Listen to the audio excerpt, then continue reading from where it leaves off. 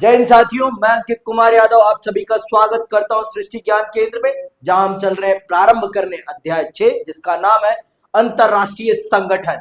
यह अध्याय आपको चल रहा है बताने कि इस विश्व राजनीति में एक अंतरराष्ट्रीय संगठन की क्या भूमिका है और इस विश्व को मैनेज करने में इस अंतरराष्ट्रीय संगठन ने क्या भूमिका निभाई है। आप सब जानते हैं कि जो विश्व राजनीति है वो बहुत ही पेचीदा है और इस पेचीदी राजनीति को बहुत अच्छे से संभालने के लिए एक अंतरराष्ट्रीय संगठन की क्या जरूरत है, इन सब प्रश्नों का उत्तर आप इस अध्याय में चल रहे हैं समझने। और वो कौन सा अंतरराष्ट्रीय संगठन है जो विश्व राजनीति को एक प्लेटफॉर्म प्रोवाइड करता है चर्चा का, मशवरे का और बातचीत का। वो कौन सा संगठन है, ये सारी बातें मैं आपको इस चैप्टर में बहुत ही विस्तार पूर्वक समझाऊंगा और बहुत ही डिटेल तरीके से हम समझेंगे इस चैप्टर को और इसका क्या महत्व है। देखो, बिना किसी चीज के महत्व को हम नहीं पढ़ते। हर चीज का अपना एक महत्व है और बिना महत्व की कोई चीज आपको पढ़ाई नहीं जाती। तो आज आप चल रहे हैं सबसे पहले तो ये समझने कि इस चैप्टर में हम किन किन विषयों को समझेंगे और वो कौन कौन से विषय हैं जिनको हमें समझना बहुत जरूरी है, और अगर हम इनको नहीं समझते तो हमारा ज्ञान अधूरा रह जाएगा। तो आइए सबसे पहले तो इस चैप्टर का परिचय समझ लेते हैं कि इस चैप्टर में हम बेसिकली किन किन विषयों को चल रहे हैं समझने। ठीक है, इस अध्याय में हम सोवियत संघ के बिखरने के बाद अंतरराष्ट्रीय संगठनों की भूमिका के बारे में पढ़ेंगे। देखो, आप सब जानते हो कि 1945 से लेकर 1991 तक पूरी दुनिया किस दौर में थी? पूरी दुनिया शीत युद्ध के दौर में थी। शीत युद्ध के दौर में थी और शीत युद्ध के दौर में अपने आप में दुनिया में दो ताकतें थी, दो ताकतें प्रोमिनेंट थी और एक आपका और भी संगठन था जिसे हम क्या कहते हैं? नाम कहते हैं। नाम की फुल फॉर्म क्या है? नॉन अलायंस मूवमेंट, गुट निरपेक्ष आंदोलन, जिसका कर्ता धर्ता कौन था? जिसका कर्ता धर्ता भारत था। आप जानते हैं कि उस समय विश्व राजनीति में दो बड़े प्लेयर थे, एक था आपका यूएसए और एक था आपका यूएसएसआर। फिर भी एक अंतरराष्ट्रीय संगठन था जिसे हम यूएन कहते हैं, वो तब भी था, लेकिन तब उसकी भूमिका नगण्य थी, शून्य थी, कोई वैल्यू नहीं, क्योंकि ये अपने आप पावर बैलेंस कर लेते थे और कभी कभी इनके बीच में पावर बैलेंस कराने का काम नाम भी करता था, लेकिन इसकी वैल्यू ना के बराबर थी। लेकिन 1991 के बाद इसकी भूमिका प्रोमिनेंट होने लगी। आप जानते हैं कि जब मैंने आपको अमेरिकी वर्चस्व वाला चैप्टर पढ़ाया, प्रथम खाड़ी युद्ध में अमेरिका ने जब कुवैत को बचाने के लिए इराक पर आक्रमण किया तो किसका उसने पर्दा ओढ़ा? उसने यूएन का पर्दा ओढ़ा और उसे पीस कीपिंग फोर्स के नाम पर अपनी सेना उतारी और पूरे इराक को बर्बाद कर दिया। ये आप सब बहुत बेहतरीन तरीके से जानते हैं। आप सब जानते हैं कि ये सिलेबस में चैप्टर नहीं है। कौन सा? अमेरिकी वर्चस्व।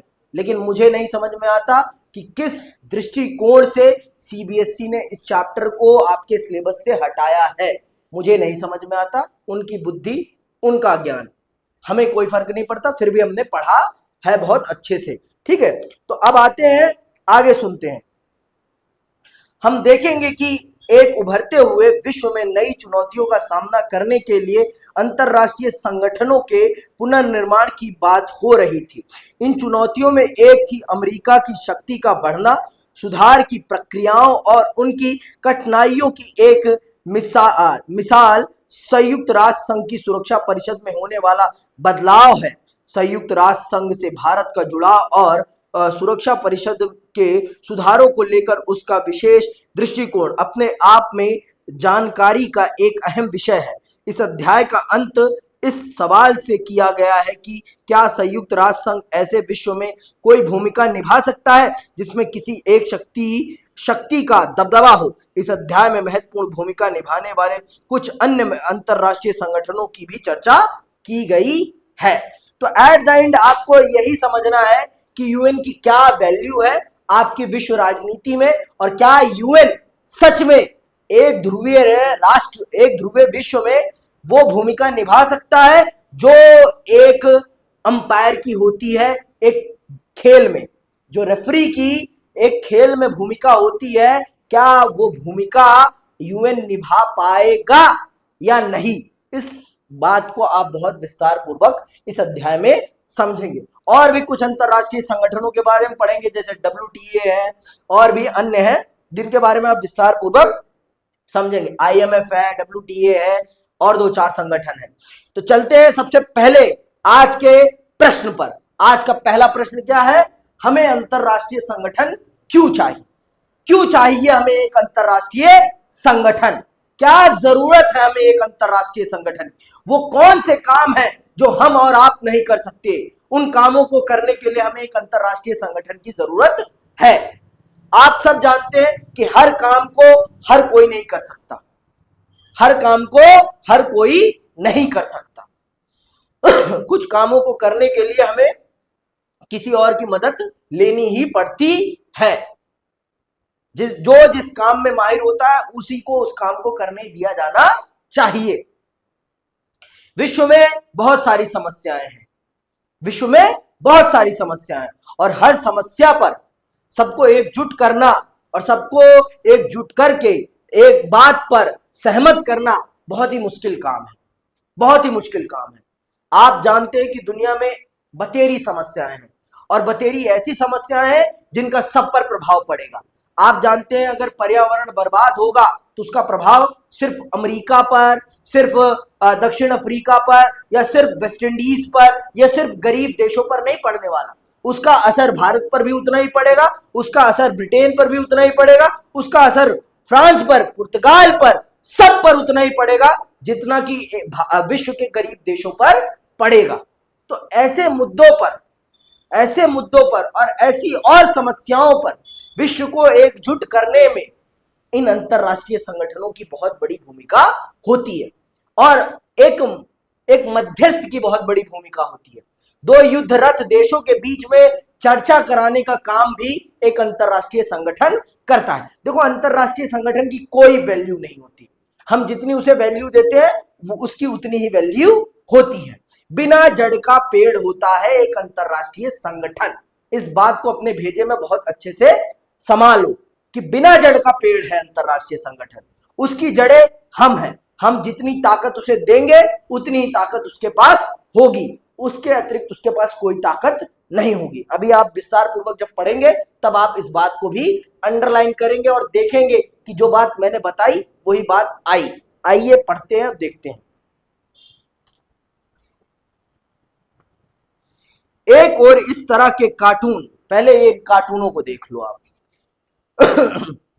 ये कार्टून जो है ये क्या दिखा रहा है? ये कार्टून दिखा रहा है आपको क्या, कि जहां पर यूएन की सील नहीं है वहां पर सारा कुछ ध्वस्त हो चुका है, और जहां यूएन की सील है वहां पर चीजें, मानवता बची पड़ी है, मनुष्य बचा पड़ा है ना, मनुष्य बचा पड़ा है। देखो, आपको एक बात मैं बहुत स्पष्ट कर देता हूं फिर से कि यूएन कुछ भी नहीं है, यूएन बहुत कुछ है। यूएन कुछ भी नहीं है और यूएन बहुत कुछ है, अगर हम मानते हैं तो, और अगर हम नहीं मानते तो कुछ भी नहीं। समझ में आई बात? ये बात आप इस दिमाग में बहुत अच्छे से डाल लेना।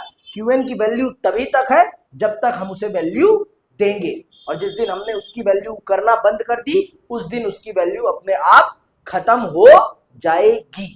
ठीक, एक और इस तरह के कार्टून और टिप्पणियां हैं, तो दूसरी ओर हम पाते हैं कि संयुक्त राष्ट्र संघ को आज की दुनिया का सबसे महत्वपूर्ण अंतरराष्ट्रीय संगठन माना जाता है। अमूमन यूएन कहे जाने वाले इस संगठन को विश्व भर के बहुत से लोग एक अनिवार्य संगठन मानते हैं।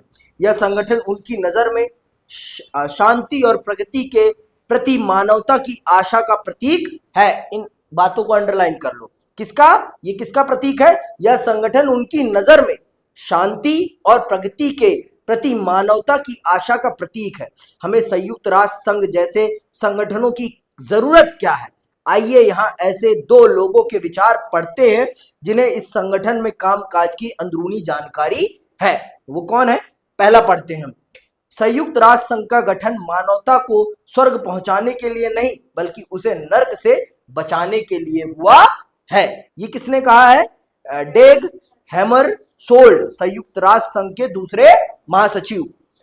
उन्होंने क्या कहा है कि जो ये आपका यूएन है, इसका निर्माण मानव को स्वर्ग पहुंचाने के लिए नहीं अपितु उसे नर्क से बचाने के लिए हुआ है।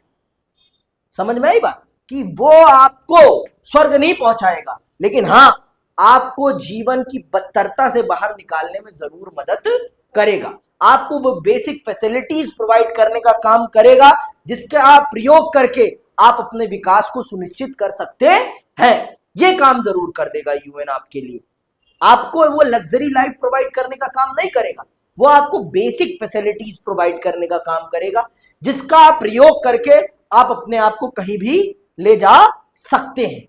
इस काम को करने का काम कौन करेगा? यूएन। आपको नर्क के जीवन से बचाने का काम करेगा, स्वर्ग पहुंचाने का काम कदापि ही नहीं करेगा।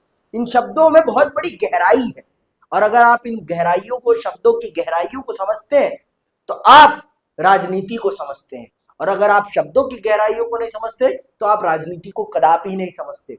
राजनीति शब्दों का खेल है, और जिसने शब्दों को समझा उसने ही राजनीति को समझा, और जिसने शब्दों को नहीं समझा वो अपने सर पर पत्थर मारे, इसके अलावा कुछ ना करे और ज्यादा ज्ञान ना दे। ठीक है, आगे सुनो दूसरे व्यक्ति की क्या बातचीत है। बख्तही की चौपाल, ठीक कहा आपने। संयुक्त राष्ट्र संघ में खूब बैठकें होती हैं, दनादन भाषण होते हैं, खासकर आम सभा के वार्षिक सत्र में। लेकिन जैसा कि चर्चिल कहते थे, अंडरलाइन करो, हथियार लड़ाने से बढ़िया है कि जबान लड़ाई जाए। क्या यह बात बेहतर नहीं कि एक ऐसी जगह भी हो जहां दुनिया के सारे देश इकट्ठा हो और कभी कभार अपनी बातों से एक दूसरे का सर खाएं, बनिस्बत लड़ाई के मैदान में एक दूसरे का सर कलम करने के। ये कौन कह रहा है? शशि थरूर, संयुक्त राष्ट्र संघ में सार्वजनिक सूचना और संचार के पूर्व ओवर सचिव। ठीक है, ये है शशि थरूर, हमारे देश के ही हैं। ठीक है, ये क्या कह रहे हैं? ये संयुक्त राष्ट्र संघ को क्या कह रहे हैं? बख्तही की चौपाल। ऐसा वो क्यों कह रहे हैं? ऐसा वो इसलिए कह रहे हैं क्योंकि इसकी कोई वैल्यू नहीं है। मैंने आपको पहले ही कह दिया, इसके डिसीजन की कोई वैल्यू नहीं है, लेकिन हां ये अपने आप में पूरे विश्व को वैश्विक मुद्दों पर चर्चा करने के लिए एक प्लेटफॉर्म प्रोवाइड करता है, जहां पर विश्व के सभी देश अपनी समस्याओं को अंतरराष्ट्रीय प्लेटफॉर्म पर सबके सामने रखते हैं और बताते हैं कि हम इस समस्या से जूझ रहे हैं, हमें इनके कारण ये समस्या हो रही है, और विश्व के नजर में वो समस्याएं लाते हैं, चाहे विश्व कुछ कर पाए या ना कर पाए, लेकिन विश्व के सामने रखने का प्रयास करते हैं। तो आप ये जान लीजिए कि जो आपका यूएन है वो बख्तही की चौपाल है, और वहां पर बख्तही की चौपाल इसलिए कह रहे हैं क्योंकि वहां पर लोग जाकर भाषण देते हैं और अपने देश की समस्याएं, विश्व की समस्याओं पर अपने विचार रखते हैं। तो ये माना जाता है कि भाई संयुक्त राष्ट्र संघ एक मध्यस्थ है। संयुक्त राष्ट्र संघ क्या है? एक मध्यस्थ। दो लोगों के बीच में जो अनबन है, उस अनबन को बातचीत के माध्यम से सॉल्व कराने का काम, करने का काम आपका यूएन करता है। यूएन उसको बातचीत से सॉल्व कराने का काम करता है, जिससे कि उनके बीच में हथियार ना लड़े, और लड़ गए तो फिर वो रोक तो नहीं पाता, वो रोक नहीं पाता। जैसे आपका किसके किसके बीच में, अभी हमास और यूक्रेन के बीच में, अरे यूक्रेन नहीं, इजराइल के बीच में हो रहा है, हमास और इजराइल के बीच में, और यूक्रेन और रशिया के बीच में। अब युद्ध हो रहा है तो उसको रोक तो वो पा नहीं रहा, लेकिन हाँ बेसिक फैसिलिटीज वहां के लोगों को प्रोवाइड करने का काम जरूर कर रहा है, जिससे कि वहां के जो इंसान है उनकी चोट पे मलहम लगाने का काम कर रहा है। तो मैंने आपको पहले बता दिया, ये आपको स्वर्ग पहुंचाने का काम नहीं करेगा, ये आपको समस्याओं से बचाने का काम नहीं कर पाएगा, लेकिन हाँ अगर आप बीमार पड़ेंगे तो ये आपको दवाई देने का काम जरूर कर सकता है। तो यूएन की औकात बस इतनी है। मैंने आपको पहले ही कह दिया कि यूएन की औकात हम निर्धारित करते हैं कि यूएन की क्या वैल्यू होगी। यूएन की वही वैल्यू है जो हम बताएंगे। यूएन बिना जड़ का पेड़ है। ये बात आप बहुत अच्छे से समझ लीजिए। लेकिन हाँ, यूएन की बहुत वैल्यू भी है, क्योंकि वो एक बख्तही की चौपाल उपलब्ध करा रहा है, और सारी समस्याओं का समाधान कहाँ निकलता है? बातों से ही निकलता है, हथियार से तो कभी नहीं निकलता। तो अगर कोई आपके बीच में मध्यस्थता कराने का काम कर रहा है तो वो बहुत बड़ी बात है, वो बहुत बड़ी बात है। हर समस्या का समाधान सिर्फ एक है, वो है बातचीत। उसके अलावा कोई भी तरीका नहीं है जिससे कि आप समस्या का समाधान कर सकें। एक दूसरे का समाधान कर सकते हैं, लेकिन समस्या का समाधान नहीं कर सकते। गोली मार दोगे, एक मर जाएगा, दूसरा जिंदा रहेगा, इससे ज्यादा तो कुछ नहीं होगा ना। लेकिन बातचीत कर लोगे तो दोनों जिंदा रहोगे और दोनों खुशहाल रहोगे। तो ये जो है यूएन, ये वो बातचीत कराने का प्लेटफॉर्म बनता है, और आपके बीच में कटुता को खत्म करने का काम करता है। बहुत बार कर भी पाता है, बहुत बार नहीं भी कर पाता। समझ रही बात? हर बार तो नहीं चल पाता ना हर चीज। आगे कहां आ गए? ये दो उदाहरण एक महत्वपूर्ण बात की तरफ इशारा करते हैं। अंतरराष्ट्रीय संगठन हर मर्ज की दवा नहीं, लेकिन वे महत्वपूर्ण जरूर है। मैंने भी यही कहा आपको, हर मर्ज की दवा तो नहीं है, लेकिन महत्वपूर्ण जरूर है। बीमारी में आपको वो स्टेबिलिटी प्रोवाइड करने का काम करेंगे जिससे कि आप जिंदा रह जाएं, आप जिंदा रह जाएं। ठीक है। अंतरराष्ट्रीय संगठन युद्ध और शांति के मामले में मदद करते हैं। वे देशों की सहायता करते हैं ताकि हम सब की बेहतर जीवन स्थितियां कायम हो। देशों के बीच मनमुटाव और झगड़े होते हैं, लेकिन इसका मतलब यह नहीं कि अपने वैर विरोध के कारण वे एक दूसरे से युद्ध ठान लें। इसकी जगह वे विभेद के मामलों पर बातचीत कर सकते हैं और उसका एक शांतिपूर्ण समाधान ढूंढ सकते हैं। वस्तुतः अधिकांश झगड़ों और विभेदों का समाधान बिना युद्ध के ही किया जा सकता है, लेकिन यह एक ऐसा तथ्य है जिस पर कम ध्यान जाता है। इस संदर्भ में अंतरराष्ट्रीय संगठन की भूमिका महत्वपूर्ण हो जाती है। अंतरराष्ट्रीय संगठन कोई शक्तिशाली राज्य नहीं होता जिसकी अपने सदस्यों पर धौंस चलती हो। अंतरराष्ट्रीय संगठन का निर्माण विभिन्न राज्य ही करते हैं और यह उनके मामलों के लिए जवाबदेह होता है। जब राज्यों में इस बात पर सहमति होती है कि कोई अंतरराष्ट्रीय संगठन बनाना चाहिए, तभी ऐसे संगठन कायम होते हैं। एक बार इसका निर्माण हो जाए तो ये समस्याओं के शांतिपूर्ण समाधान में सदस्य देशों की मदद करते हैं। देखो, अंतरराष्ट्रीय संगठन कोई देश नहीं होता, मैंने आपको पहले ही बता दिया।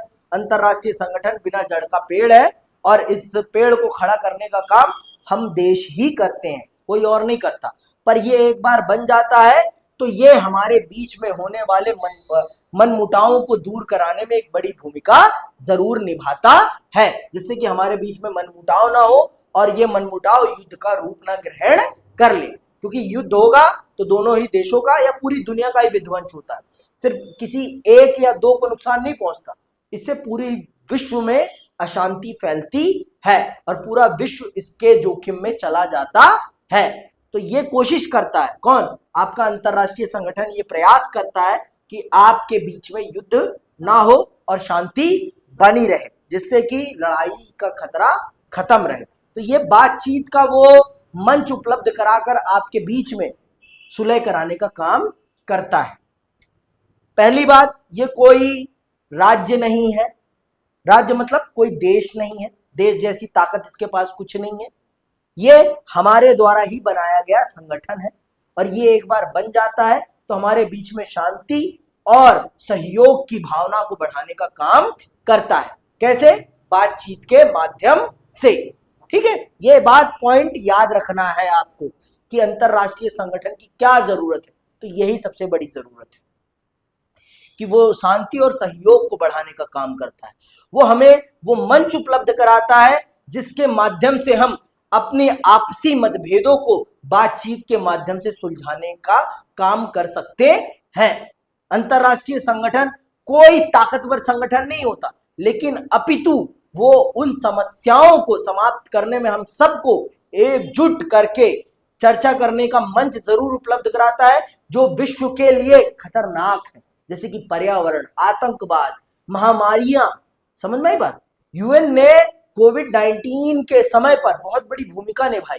जिन ताकतवर देशों के पास वैक्सीन थी, उन ताकतवर देशों से लेकर उन गरीब देशों को मुहैया कराई जिनके पास प्रौद्योगिकी का अभाव था। प्रौद्योगिकी मतलब टेक्नोलॉजी का अभाव था, वो डेवलप नहीं कर पाए थे, तो उनको भी उपलब्ध कराने में यूएन ने बहुत बड़ी भूमिका निभाई।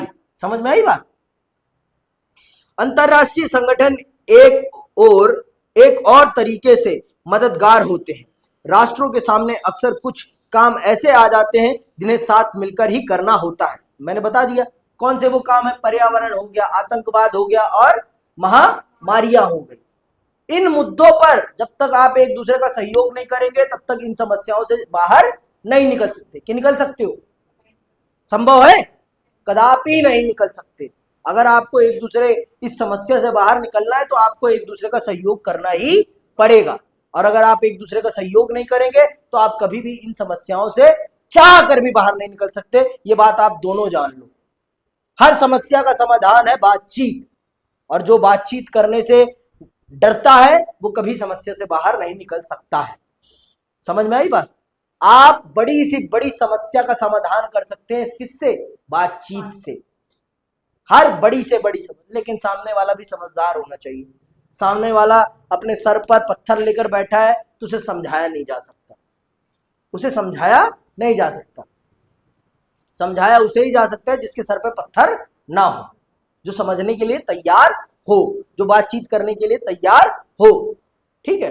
अब जैसे कि पाकिस्तान, बार बार हम बातचीत करते हैं लेकिन वो फिर पीठ में जाके छुरा भोंक देता है, तो ऐसे महामूर्ख को समझाने का कोई मतलब नहीं बनता, जो अपनी बात पर अडिग ही नहीं रहता। थूक के चाटने वालों को समझाने की कोई जरूरत नहीं है, जो कहे कुछ और करे कुछ। ठीक है?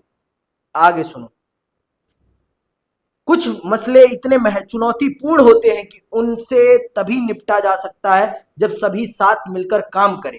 इसकी एक मिसाल तो बीमारी ही है।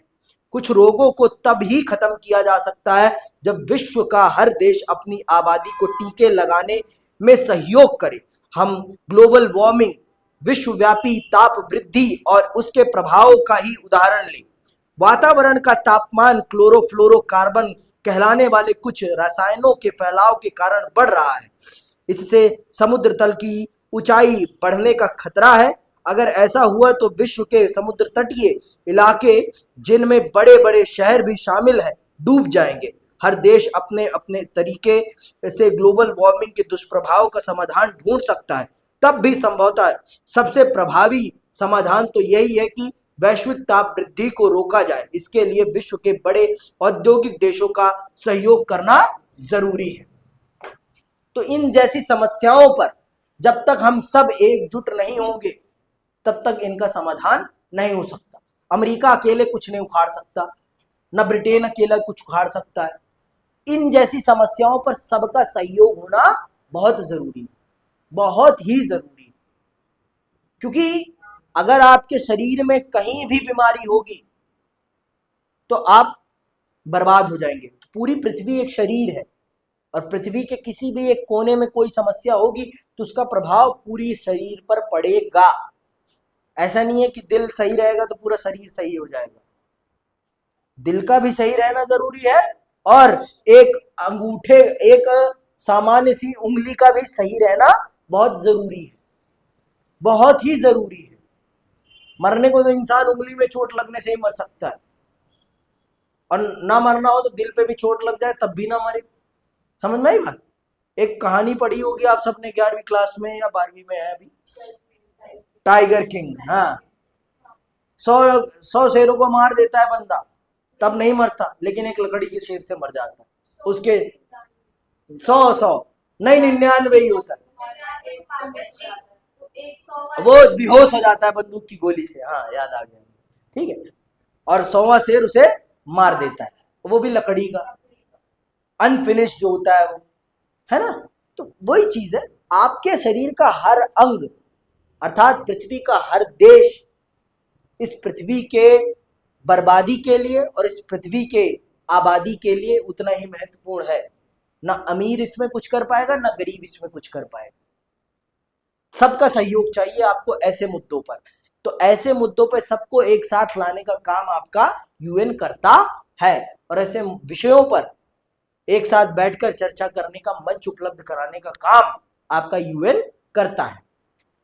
तो यूएन बहुत कुछ है, यूएन कुछ भी नहीं है। हम वैल्यू देंगे तो यूएन बहुत कुछ है, हम वैल्यू नहीं देंगे तो यूएन कुछ भी नहीं। ये बात, इतनी सी बात जान लो, आप यूएन पे कुछ भी लिख सकते हो फिर। और अगर ये नहीं जान पाए तो कुछ नहीं लिख सकते। जैसे बाबा जी का प्रवचन दे देते हैं, वैसे ही प्रवचन आप दे देंगे अगर ये बातें आपने जान ली तो। कुछ बातें जान के ही बाबा जी सारा प्रवचन दे देते हैं। कर्म, भक्ति और ज्ञान। हिंदू हिंदू क्या, सभी धर्मों का यही है सिद्धांत, कर्म, भक्ति और ज्ञान। इन तीन चीजों को अगर आपने सही से समझ लिया तो आप कितना भी ज्ञान दे सकते हैं, और अगर आपने इनको नहीं समझा तो आप कुछ भी नहीं बोल सकते, धर्म पर तो खास कर। तो इन तीन चीजों को समझना बहुत जरूरी है। दुनिया में जितने भी धर्म है यही बात करते हैं, कर्म, भक्ति, ज्ञान। कर्म, भक्ति, ज्ञान, सब धर्म की यही तीन फिलॉसफी है कि अलग है कुछ। चाहे आप सनातन ले लें, चाहे आप बौद्ध ले लें, चाहे आप जैनिज्म ले लें, चाहे आप सिखिज्म ले लें, चाहे आप इस्लाम ले लें, चाहे आप क्रिश्चियनिटी ले लें, चाहे आप यहूदियत ले लें, जितने भी हैं दुनिया में सब इन्हीं तीन फिलॉसफियों पर काम करते हैं। इन्हीं तीन फिलॉसफियों पर। अगर आप इन तीन फिलॉसफियों को नहीं समझ पाए तो आप कुछ नहीं समझ पाए। ठीक है, आगे आते हैं। दुर्भाग्य से सहयोग की जरूरत को पहचानना और सचमुच में सहयोग करना दो अलग अलग बातें हैं। दुनिया का हर देश समझता है कि सहयोग करना चाहिए, लेकिन कोई सहयोग करने नहीं आता। ये बड़े दुर्भाग्य की बात है। सब सोचते हैं कि हम क्यों करें, सब में है ना, हम क्यों करें। हम अकेले ही थोड़ी ना मरेंगे, हम अकेले ही थोड़ी ना मरेंगे, मरेंगे तो सब मरेंगे। तो ये जब तक भावना नहीं खत्म होगी ना, तब तक इस दुनिया को कोई बचा नहीं सकता बर्बाद होने से, तो खासकर। और जो सोचता है कि आप इस पृथ्वी से उठकर दूसरे ग्रह पे चले जाएंगे, तो संभव नहीं है। इतना संभव नहीं है, आसान नहीं है कि आप यहाँ छोड़ के वहां बच जाएंगे और आप जिंदा रह जाएंगे। चांद पर चांद ही बन जाओगे आप। चांद वाली दुनिया चांद जैसी ही है। अभी जैसे चांद के बारे में हमें कुछ खास पता नहीं है, वैसे ही आप अपने बारे में वहां कुछ पता नहीं कर पाओगे, ऐसे झूलते रहोगे हवा में। समझ में आई बात? देश सहयोग करने की जरूरत को पहचान सकते हैं, लेकिन सहयोग का सबसे बेहतर तरीका क्या हो, इस पर हमेशा उनके बीच सहमति नहीं हो सकती। सहयोग में आने वाली लागत का भार कौन कितना उठाए, सहयोग से होने वाले लाभ का आपसी बंटवारा न्यायोचित ढंग से कैसे हो, मोल तोल के बाद जो तय हो जाए उससे कोई मुकरे नहीं, और आपसी समझौते के बाद जो बातें तय हुई हैं उनसे कोई भी दगा ना करे। इन बिंदुओं पर सभी देश हमेशा सहमत नहीं होते। एक अंतरराष्ट्रीय संगठन सहयोग करने के उपाय और सूचनाएं जुटाने में मदद कर सकता है। ऐसा संगठन नियमों और नौकरशाही की एक रूपरेखा दे सकता है, ताकि सदस्यों को यह विश्वास हो कि आने वाली लागत में सबकी समुचित साझेदारी होगी, लाभ का बंटवारा न्यायोचित होगा, और कोई सदस्य एक बार समझौते में शामिल हो जाता है तो वह इस समझौते के नियम और शर्तों का पालन करेगा। तो इन सब चीजों को कराने में आपका सही अंतरराष्ट्रीय संगठन बड़ी भूमिका निभाता है, कि किसी भी मुद्दे पर नियम बनाना और उनका किस प्रकार से पालन होगा, और उसके बाद जो रिजल्ट होगा, जो फल मिलेगा, उसका बंटवारा कैसे होगा, इन सब चीजों को न्यायोचित ढंग से, सही ढंग से बताने में और करने में यूएन बहुत बड़ी भूमिका, एक अंतरराष्ट्रीय संगठन बहुत बड़ी भूमिका निभा सकता है। लेकिन होता ऐसा कुछ नहीं है। बड़े देश जब मन चाहता है वो नियमों की धज्जियां उड़ा देते हैं, अर्थात जैसे अमेरिका, ब्रिटेन, फ्रांस, रशिया, चीन, ये जो चाहते हैं वो कर देते हैं, और यूएन कुछ भी नहीं कर पाता इनके सामने। यूएन इनके सामने कुछ नहीं कर पाता। यूएन इनके सामने बस हाथ जोड़कर खड़ा रहता है। समझ में आई बात? वो नियमों की धज्जियां उड़ाते हैं तो यूएन कुछ नहीं कर पाता, लेकिन वहीं कोई एक छोटा देश, गरीब देश कुछ करके दिखा दे तो यूएन उसकी धज्जियां उड़ा देता है। तो ये बात जान लो, जिसके पास पैसा है उसके सामने पूरी दुनिया झुकी पड़ी है, और जिसके पास पैसा नहीं है उसके सामने कुछ नहीं होता, उसकी कोई वैल्यू नहीं है। यही समाज की भी हकीकत है, क्योंकि आप एक पूंजीवादी समाज में रह रहे हैं, और पूंजीवादी समाज में उसी की कद्र है जिसके पास जेब में पैसा है। पैसा के आगे पूरी दुनिया झुकी हुई है, यह हकीकत है। नैतिकता दूसरी चीज है, लेकिन पैसा प्राथमिक चीज है इस दुनिया में जीने के लिए। ठीक है, आगे चलो, कहां आ गए थे? शीत युद्ध के अंत के बाद अब संयुक्त राष्ट्र संघ थोड़ी अलग भूमिका निभा सकता है। हम ऐसा अनुमान कर सकते हैं, अमेरिका और उसके खेमे के देश विजेता बनकर उभरे हैं।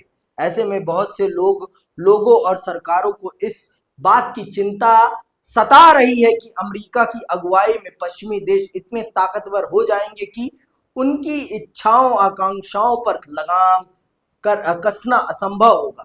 क्या संयुक्त राष्ट्र संघ अमेरिका के साथ संवाद और चर्चा में मददगार हो सकता है, और क्या यह संगठन अमेरिकी सरकार की ताकत पर अंकुश लगा सकता है? हम इन सवालों के उत्तर अध्याय के अंत में खोजेंगे। आप भी जानते हो कि अमेरिका के ऊपर ये कितनी लगाम लगा पाता है, और अमेरिका के आगे इसकी क्या वैल्यू है, सब जानते हैं। जिस दिन अमेरिका इसमें से निकल जाएगा ना, इस दिन ही, उसी दिन ये अंतरराष्ट्रीय संगठन धाराशाही हो जाएगा, उसी दिन इसकी वैल्यू अपने आप खत्म हो जाएगी।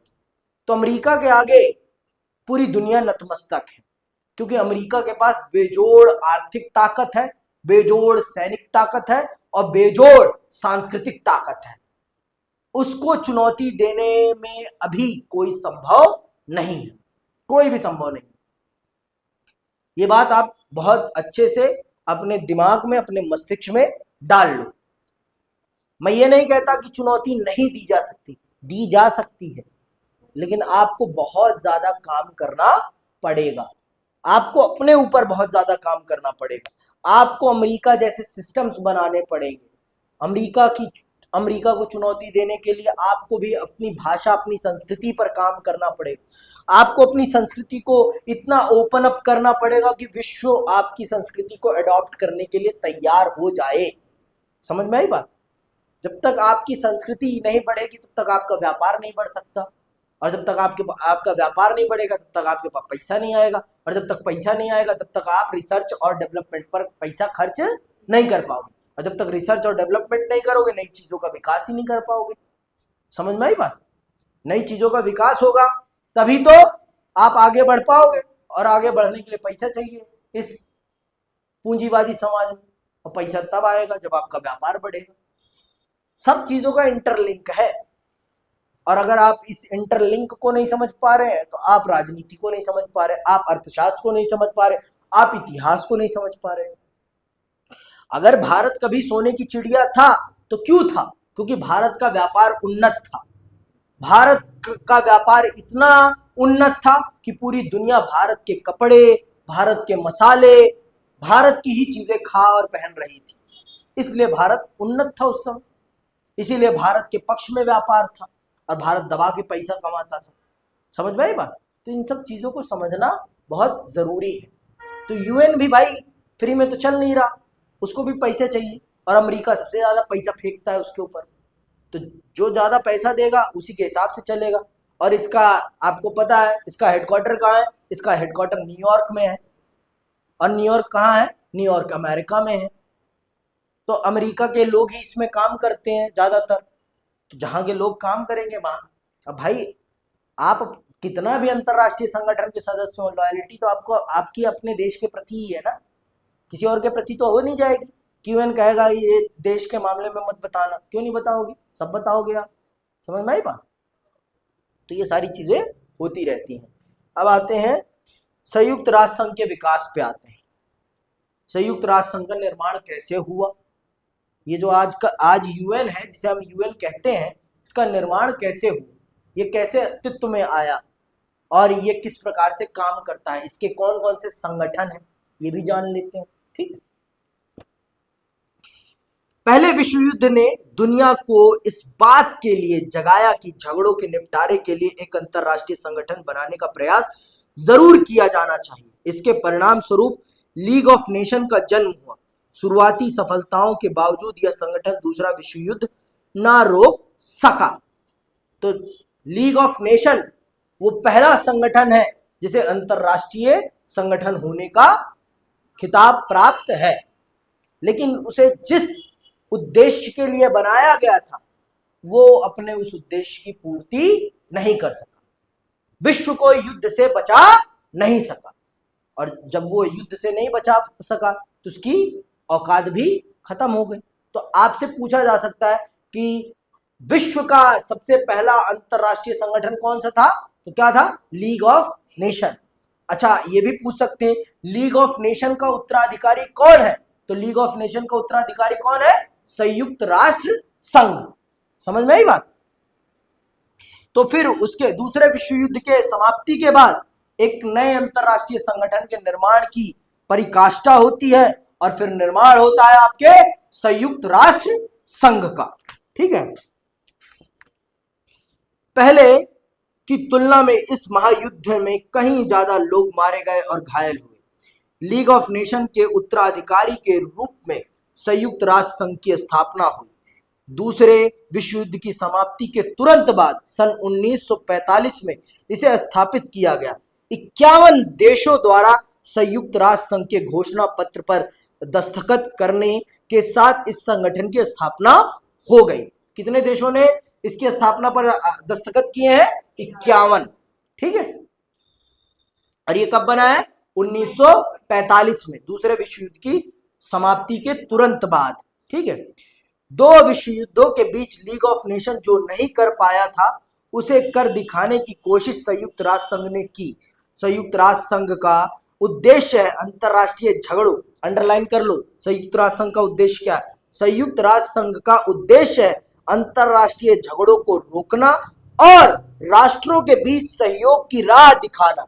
इसकी स्थापना के पीछे यह आशा काम कर रही थी कि यह संगठन विभिन्न देशों के बीच जारी ऐसे झगड़ों को रोकने का काम करेगा जो आगे चलकर युद्ध का रूप ले सकते हैं, और अगर युद्ध छिड़ ही जाए तो शत्रुता के दायरे को सीमित करने का काम करेगा। इसके अलावा चूंकि झगड़े अक्सर सामाजिक आर्थिक विकास के अभाव में खड़े होते हैं, और ये सच है, सामाजिक और आर्थिक विकास के अभाव में गरीबी ही झगड़ों को जन्म देती है। कुछ लोगों के पास अगर अथाह पैसा है और कुछ लोग इतने हैं कि नंगे धुड़ंगे घूम रहे हैं, तो जो नंगे धुड़ंगे घूम रहे हैं उनको पता है कि भाई हमारे पास खोने को कुछ नहीं है, तो वो फिर चोरी, लुटेरी, महामारी कुछ भी करने के लिए तैयार हो जाएंगे। जैसे मैंने आपको बहुत बार बताया, पाकिस्तान के लोग ही आतंकवादी क्यों बन रहे हैं? क्योंकि वो गरीबी भरा, अभाव भरा जीवन जी रहे हैं, और जैसे उन्हें पैसे कमाने का मौका मिलेगा, अपने परिवार को 2 वक्त की रोटी की सहूलियत मिलेगी, वो उस काम को करने के लिए तैयार हो जाएंगे।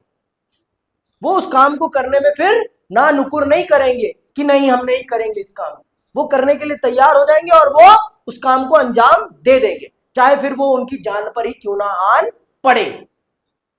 तो यूएन इस चीज को भी एड्रेस करता है कि जिन देशों के बीच में सामाजिक और आर्थिक अभाव है, उन देशों को आर्थिक और सामाजिक तौर पर कुछ सुविधाएं, कुछ लाभ उपलब्ध कराए। मैंने आपको पहला कोट जो पढ़ा था, मैंने क्या पढ़ा था कि संयुक्त राष्ट्र संघ स्वर्ग तक पहुंचाने का सीढ़ी नहीं है, अपितु नर्क से बचाने का माध्यम है। तो वही चीज है, आपको संयुक्त राष्ट्र संघ कुछ मदद जरूर मुहैया करा देता है आर्थिक और सामाजिक तौर पर, जिससे कि आप थोड़ा बहुत अपने जीवन को बेहतर बना सकें और इन अभावों से आप बाहर निकल सकें। समझ, और फिर उसके बाद फिर आपके ऊपर है कि आप उन समस्याओं से कैसे टैकल करते हुए आगे बढ़ सकते हैं। समझ में आई बात?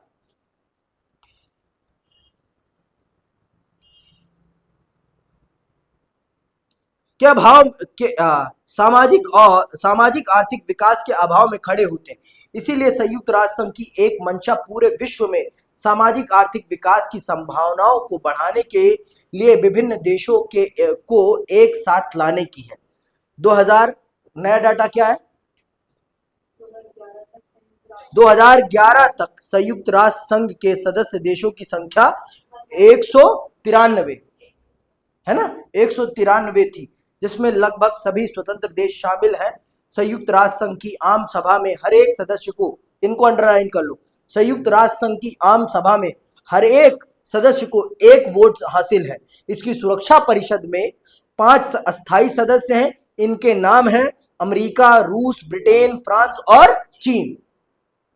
इसी के लिए सबसे ज्यादा लड़ाई है। संयुक्त राष्ट्र संघ की सुरक्षा परिषद में अस्थायी सदस्यों की संख्या को बढ़ाने की ही सबसे बड़ी लड़ाई है। आम सभा में तो सबको एक वोट की वैल्यू है, लेकिन इन सुरक्षा परिषद की जो ये अस्थायी सदस्य है, इनके पास वीटो पावर है। ये जिस भी काम को चाहे जब चाहे रोक सकते हैं, पलट सकते हैं। इनकी मर्जी के खिलाफ कुछ भी नहीं हो सकता। अगर एक का भी मन है कि ये काम नहीं होना चाहिए तो नहीं होगा, चाहे आप कुछ भी कर लो, चाहे 4 तैयार हो, लेकिन एक तैयार नहीं है तो वो काम होने वाला नहीं है।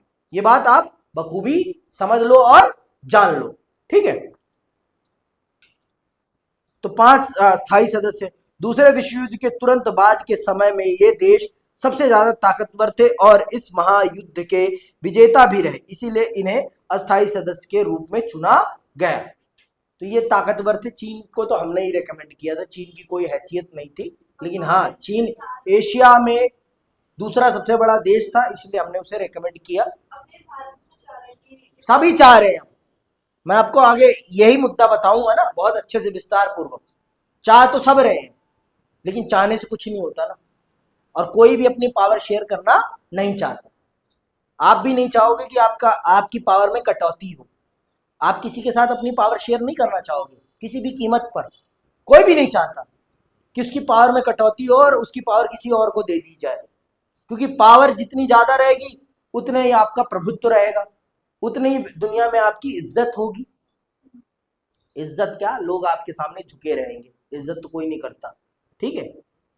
पावर से कोई किसी की इज्जत नहीं करता, इज्जत करता है इंसान व्यवहार से। इतना तो सभी समझते हैं। संयुक्त राष्ट्र संघ का सबसे अधिक दिखने वाला सार्वजनिक चेहरा है उसका प्रधान प्रतिनिधि महासचिव होता है। वर्तमान महासचिव कौन है? कौन है? मेरी किताब पुरानी है, आप बताओ कौन है? हाँ, एंटोनियो गुटेरेज। कौन से देश से हैं वो? अरे देश का नाम भी लिखा होगा भैया। हाँ क्या?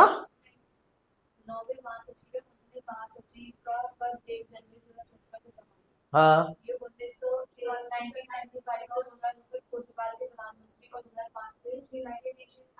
हाँ, तो वो ये पुर्तगाल के हैं और अभी ये हैं आपके यूएन के महासचिव, ठीक है, और इस पद को वो संभाल रहे हैं। 1971 के बाद इस पद पर बैठने वाले वे पहले, ठीक है ये हटाओ। संयुक्त राष्ट्र संघ की कई शाखाएं और एजेंसियां हैं। संयुक्त राष्ट्र संघ की बहुत सारी शाखाएं हैं। संयुक्त राष्ट्र संघ एक पेड़ है बिना जड़ का, और इसकी अपनी बहुत सारी शाखाएं हैं जो भिन्न भिन्न कामों को करने का काम करती हैं, ठीक है, जिनमें से आप बहुत सारे शाखाओं को बहुत अच्छे से जानते भी होंगे और बहुत सारों को नहीं भी जानते होंगे, ठीक है। शाखा सदस्य देशों के बीच युद्ध और शांति तथा वैर विरोध पर आम सभा में भी चर्चा होती है, और सुरक्षा परिषद में भी। सामाजिक और आर्थिक मुद्दों से निपटने के लिए कई एजेंसियां हैं, जिनमें विश्व स्वास्थ्य संगठन, इसके बारे में सब जानते हैं, जो कि विश्व में आर्थिक समस्याओं से, आर्थिक अस्वास्थ्य मतलब आर्थिक समस्याओं को दूर करने में दुनिया के गरीब देशों और दुनिया के सभी देशों को एक दूसरे से जोड़ने का काम करता है, जिसको हम WHO के नाम से जानते हैं। फिर है आपका संयुक्त राष्ट्र संघ विकास कार्यक्रम, फिर है आपका संयुक्त राष्ट्र संघ मानव अधिकार आयोग, ठीक है, इसके बारे में भी आपने सुना होगा। संयुक्त राष्ट्र संघ शरणार्थी उच्चायोग, इसके बारे में भी सुना होगा। संयुक्त राष्ट्र संघ बाल कोष, इसके बारे में तो आपने सुना ही होगा, यूनिसेफ जिसे कहते हैं हम, ठीक है। और इसके शिविर कनाट प्रेस में भी लगते रहते हैं, जो लोग चंदा मांगते हुए आपको देखे जा सकते हैं नीले कलर की टी शर्ट पहन के, ठीक है, यूनिसेफ की, और वो आपको चंदा मांगते हुए दिख जाते होंगे, ठीक है। तो ये और संयुक्त राष्ट्र संघ शैक्षिक, सामाजिक एवं सांस्कृतिक संगठन शामिल है। तो ये वो प्रमुख संगठन है जो यूएन के लिए, यूएन की शाखाओं के रूप में काम करते हैं और मानव समाज और मानव के आर्थिक, राजनीतिक और सामाजिक विकास को बढ़ावा देने का काम करते हैं। प्रमुख तौर पे कितने हैं? 1 2 3 4 5 6 शाखाएं हैं जो यूएन की प्रमुख शाखाएं मानी जाती हैं, जो सामाजिक, आर्थिक और राजनीतिक क्षेत्रों में काम करती हैं और समाज का उद्धार करने के लिए लगी हुई हैं, ठीक है। तो आज की क्लास के लिए बस इतना ही। आगे हम विषय को बढ़ाएंगे और समझेंगे कि शीत युद्ध के बाद आपके संयुक्त राष्ट्र संघ की क्या भूमिका रही है और कैसे संयुक्त राष्ट्र संघ ने दुनिया को आगे बढ़ाया। जय हिंद, जय भारत।